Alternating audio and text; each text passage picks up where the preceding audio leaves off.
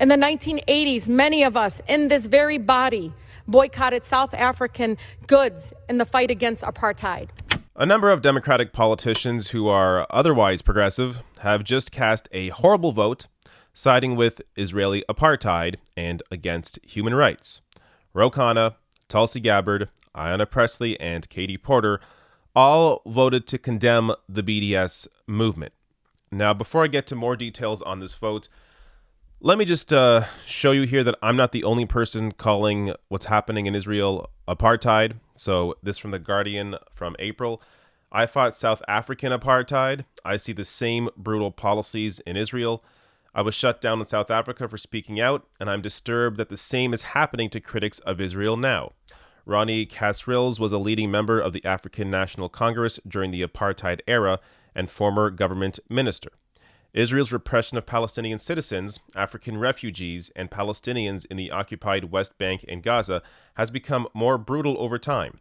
Ethnic cleansing, land seizure, home demolition, military occupation, bombing of Gaza, and international law violations led Archbishop Tutu to declare that the treatment of Palestinians reminded him of apartheid, only worse. A growing number of Jews worldwide are taking positions opposing Israel's policies. Many younger Jews are supporting the Palestinian-led boycott, divestment, and sanctions BDS movement, a peaceful mobilization inspired by the movement that helped to end apartheid in South Africa. Which leads me to this House vote. So more details on this from Common Dreams. The non-binding resolution passed with the support of 209 House Democrats and 189 Republicans. Just 16 Democrats and 1 Republican, Thomas Massie, voted against the measure, which civil liberties groups and Palestinian rights advocates decried as an assault on free expression. Quote, "Right now, Israel is breaking international law and demolishing Palestinian homes," Rebecca Vilkomerson, executive director of Jewish Voice for Peace, said in a statement. The Israeli government has shown over and over that it will continue to violate Palestinian human rights with impunity. This is precisely why the boycott, sanctions, and divestment movement should be protected and not attacked. BDS holds Israel accountable, added Vilkomerson, unlike the White House or Congress. Now, as mentioned here, this vote went on while Israeli crews are demolishing Palestinian homes in East Jerusalem. And this is a demolition which international agencies, including the European Union and UN's Humanitarian Affairs Office, are calling illegal. How fitting that this vote goes to the floor while Israel is showcasing exactly why the BDS movement is needed. Now, as I said earlier, just 16 Democrats had the courage to vote against the bill. One of those Democrats was Rashida Tlaib. Here are her comments on the floor about why she voted against it. I stand before you as the granddaughter of Palestinian grandmother, my city, who yearns to experience equality, human dignity, and freedom.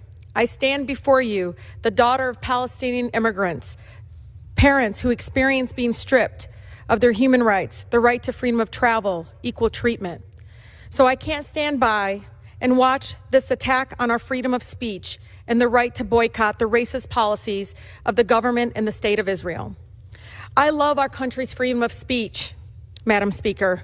Dissent is how we nurture democracy and grow to be better and more humane and just. And this is why I oppose Resolution 243.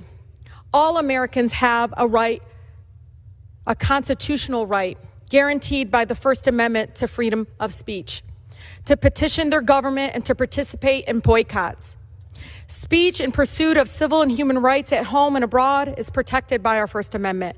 That is one reason why our First Amendment is so powerful. With a few exceptions, the government is simply not allowed to discriminate against speech based on its viewpoint or its speaker. The right to boycott is deeply rooted in the fabric of our country. What was the Boston Tea Party but a boycott? Where would we be now without the boycott led by civil rights activists in the 1950s and 60s, like the Montgomery bus boycott and the United Farm Workers grape boycott? Some of this country's most important advances in racial equality and equity and workers' rights has been achieved through collective action protected by our Constitution. Americans of conscience have long and proud history of participating in boycotts, specifically to advocate for human rights abroad. Americans boycotted Nazi Germany in response to dehumanization, imprisonment, and genocide of Jewish people. In the 1980s, many of us in this very body boycotted South African goods in the fight against apartheid. Our right to free speech is being threatened with this resolution. It sets a dangerous precedent because it attempts to delegitimize a certain people's political speech and to send a message that our government can and will take action against speech it doesn't like. Madam Speaker, the Supreme Court has time and time again recognized that expressive conduct is protected by the Constitution. From burning a flag to baking a cake, efforts to restrict and target that protected speech run the risk of eroding the civil rights that form the foundation of our democracy. All Americans have the right to participate in boycotts, and I oppose all legislative efforts that target speech.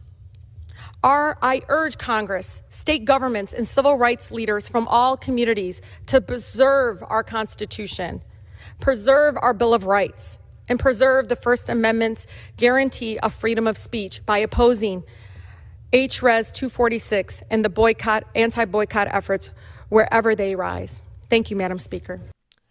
All right. So I thought it was important to show Rashida Tlaib's entire speech here. I mean, for one, it'll show you that she's on the correct side of history. I mean, when we go back and watch what Tlaib said about this and what others who voted against this resolution said, it's going to be obvious that they were on the correct side of history. But regardless of that, Rashida Tlaib gets into the point that this is about freedom of speech. So regardless of how you feel about the BDS movement, it's not really about that. This is about freedom of speech. So Rashida Tlaib perfectly laid that out here. And by the way, if you follow one of these free speech frauds, people like Dave Rubin or Ben Shapiro, go check their accounts. See if they're freaking out about this vote. My guess is they're not. Now, there were, as I mentioned earlier, there were 16 Democrats that sided with human rights here. So Tlaib was one of them.